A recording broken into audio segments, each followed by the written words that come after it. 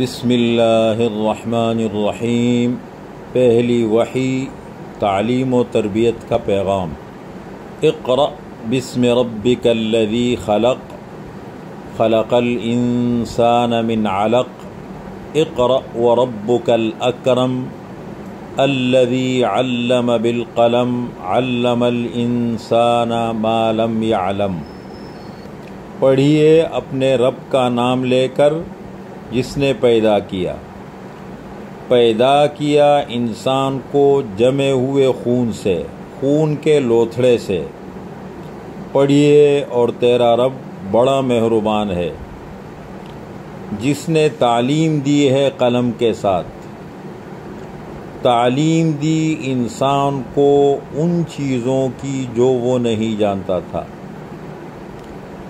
پہلی وحی کا پیغام دو باتیں ہیں۔ پہلی بات یہ ہے کہ دین کی بنیاد علم پر ہے۔ اللہ یہ بتانا چاہتے ہیں اقرأ الذی علم بالقلم، دین کی بنیاد علم پر ہے۔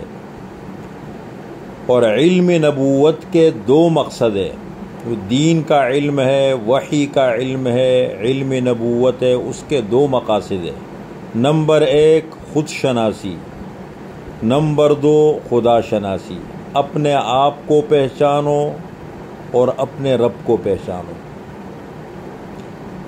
اکبر الہ آبادی بہت بڑے بیرسٹر تھے متحدہ ہندوستان کے دور میں۔ اس زمانے میں یہ برطانیہ گئے اور انہوں نے وکالت پڑھی، پھر ہندوستان تشریف لائے۔